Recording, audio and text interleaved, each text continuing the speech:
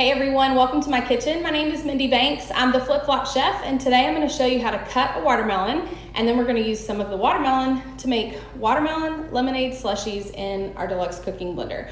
As you're joining today, I hope you'll leave a comment. Let me know where you're watching from and if you're watching the replay or if you happen to catch this live.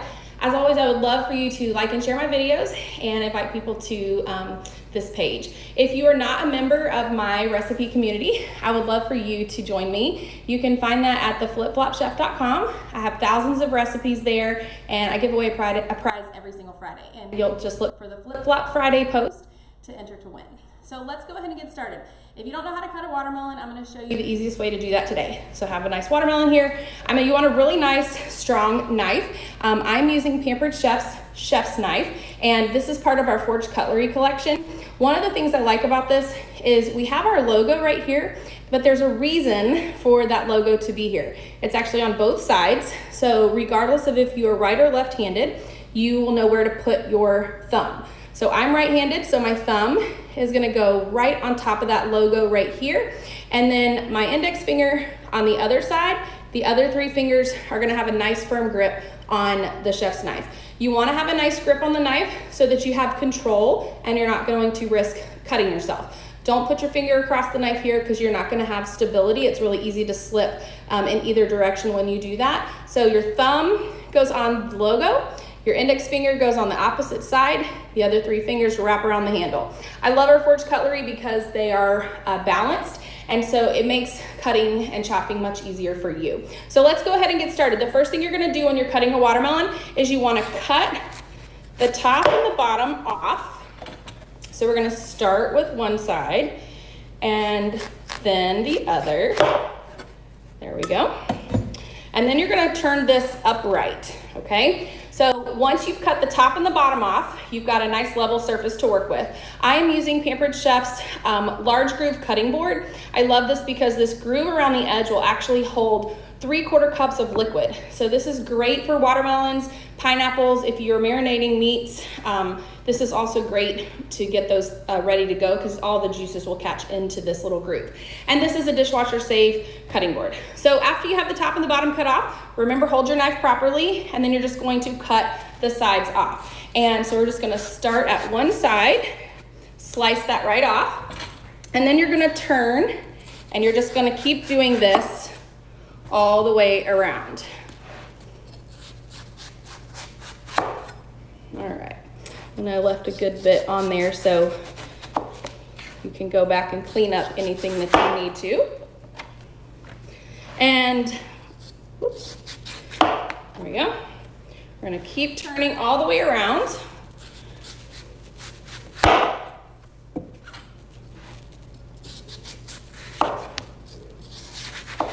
I would love to know if you guys have any great recipes that you make with watermelon other than just eating it on its own. And are you a salt and watermelon kind of person, or do you just eat the watermelon as it is?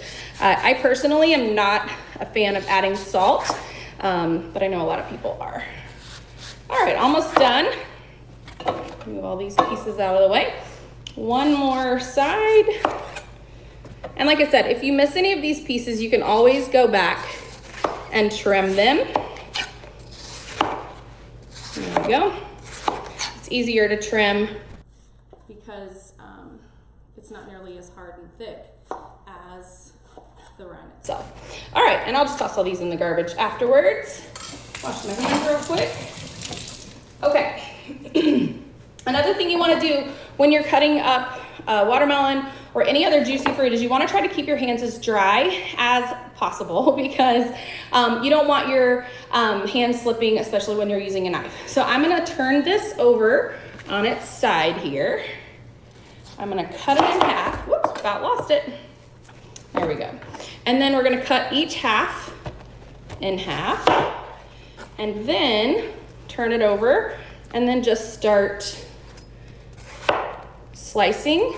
Again, pay attention to where your fingers are so that you make sure that you don't cut yourself.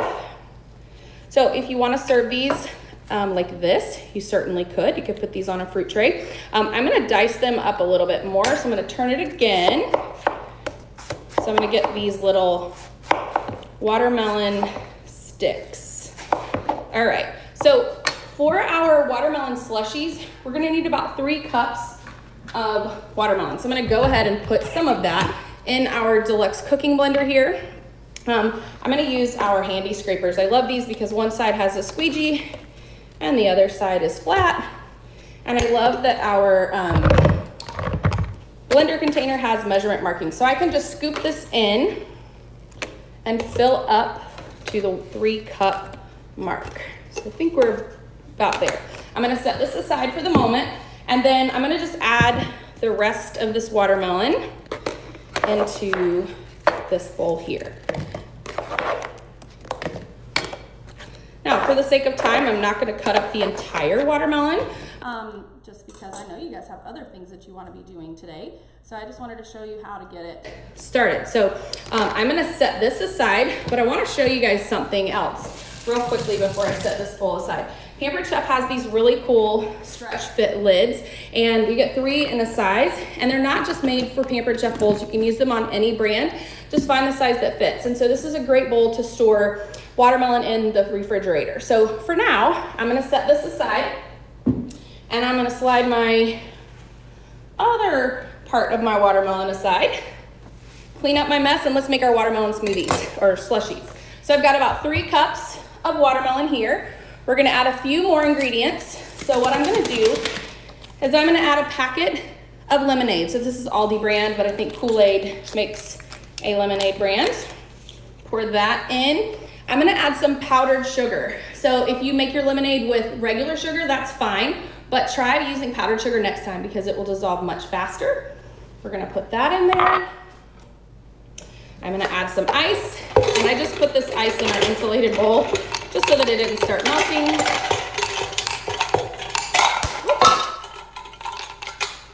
All right, and if you haven't seen the insulated bowls, I love these because they're actually designed to keep food hot. So you can put food in here, it'll keep it hot for about 2 hours. It will also keep food cool, but not quite as cold as our cool and serve trays will. So these are better for hot, but they can be used for cold. All right, and then I'm gonna start with a cup of water, and if I need to add more, I will. Let me move my blender around just a little bit here so that you guys can see a little bit better. All right, so we're gonna put our blender container right in the blender, and then we'll put the top on, turn the blender on, and I'm actually gonna do this, I think, on like a custom blend, which is the default setting. So let's check this out. And you can adjust the speed too.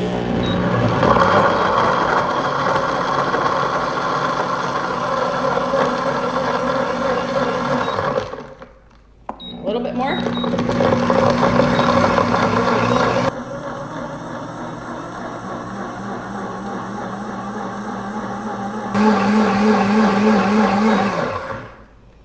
All right, now we have our watermelon lemonade slushies.